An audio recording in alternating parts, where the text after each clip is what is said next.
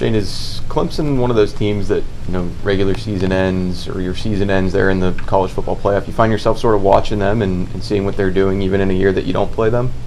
Yeah, it's definitely one of those teams I've always admired. There's always one of those powerhouse teams. You got Clemson, Alabama, Auburn, those type schools and stuff. So definitely a good team. Always fun to watch. When you go to a game like this against an opponent undefeated, number 2 in the country, they have all these gaudy numbers. Do you guys take the approach of they're just another team? Do you have to try and make them seem kind of normal just so you don't go in thinking they're Superman? We try to go in every week. I think it's like the Super Bowl. Every we try to go 1-0 every week. So every new team is the best team we're playing this season. This is the biggest game of our season, and this is obviously more so than others that this is a big game. I think we treat it as such. We're trying to bump it up a notch. We're watching film, watch extra film. We're working out, do a little extra. Just every week we try to do that though. I know you don't face off against them, but as a peer, what do you know about their defensive line that's, a lot of people consider the best in the country? Yeah, they're definitely solid. I was talking to the O-line. They're doing the same things we are, just watching extra film and stuff. I don't know exactly what they got. I know a couple of the tackles are real good. I know they got some accolades in the ACC and stuff, so they're going to be, fun to watch, hard to stop. From what you've seen, what do you feel like the strengths of the Clemson offense are? The quarterback's got an excellent arm. I know he's young and stuff, but he's probably throwing the ball better than any quarterback I've seen. He's got a quick release and stuff, so I'd say that's probably the most impressive part. He hasn't been sacked much. Is that him having pocket presence or them just blocking really well for him? Maybe both. He's a young guy, so I don't know how good his pocket presence is, but that O-line's pretty sound.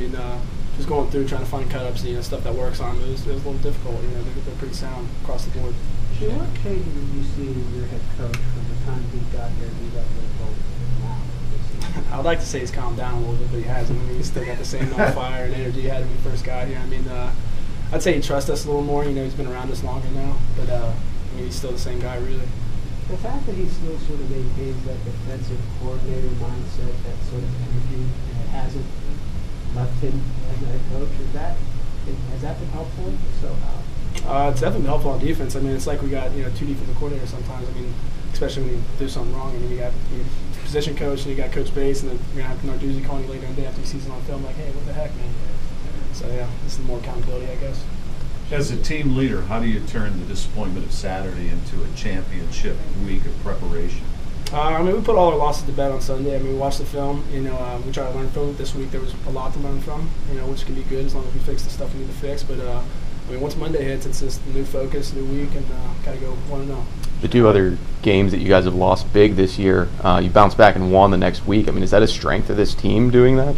I like to think we're just always on, but obviously we aren't. But I like to think, after a loss or something like that, we can really just rally around each other and just let's get this stuff fixed and get after this next team. Shane, is there much you can use from the upset of them 2 years ago? Not really. If anything, just come out with that same energy, that same mindset. But schematically and stuff, things change. But I'd say we just come out and just kind of worry about us and then do what we can do and hopefully we can stop it. What's it like to hear a coach talk about getting to the ACC championship game from from his first arrival to actually seeing it come to fruition this year? It's a real special thing. Obviously, that's always the goal every season is to make it to this, this game and win it. Obviously, we didn't just want to make it there; we want to win it, and it's a pretty special thing. I haven't been to many championships at all here at Pitt, so it's pretty cool to be a part of the team that gets to take us there. How much do you feel like, in a lot of ways, arriving to this point where you reach the goal kind of lays a foundation as well? As much as it's kind of maybe the culmination of reaching the goal, you also are kind of building for the future that it's attainable. Yeah, I'd say the goal will probably reach Saturday night, but it's definitely cool to see some of the hard work pay off. You mentioned the accolades for some of those Clemson guys. Your coach said that you guys are pretty much the no-name Pittsburgh Panthers. Nobody was first team all ACC. Do you guys take that as a sign of disrespect, or is that something you guys talk about at all? Personally, I don't. Being a D tackle, I don't get necessarily a lot of love anyways. They're taking on double teams and stuff, so I'm kind of used to it. But for some of the superstars on the team, I can see maybe that affecting them. But honestly, I think we just take pride in being that blue collar team. Even no names or whatever, we know who we have in the room, and we're proud of them. So when you look at Clemson's offense, obviously they have special athletes, but X's and O's wise, is there a team earlier this year that they're similar to? I don't think I can compare Clemson to anyone that we've played so far. They're completely different, honestly, than a lot of teams we play. They're real good on the RPO. I think they tailor an offense around this young quarterback that, it's kind of simple for him, but also, explosive. But their O-line, they have at least one guy's going to be pretty high in the NFL draft. Yeah, I'd say, a lot of their O-line's pretty sound. I mean, we're gonna try to throw some stuff at them maybe, but they're gonna be tough to go Who after. will you be matched up against? I mean, the 3 inside guys. I mean, I don't really know. I think 50's the center, and then the 2 guards are good too. Yeah, that's pretty much all. What do they they do that makes them special? It seems like they communicate really well. I mean, they always try to, you know, you can see it on film and stuff. They're pointing out the blitzers and who they think's coming and stuff. So we're gonna have to do a good job, you know, hiding what we're doing and just bringing some different stuff. As much as you talk about respect, how, even though you know you're the underdog, what was it like to see your line open up? I think it was 24 points at once. I mean, there's got to be a little bit of a chip on your shoulder about something like that when you see, hey, you won your division, you're not a pushover.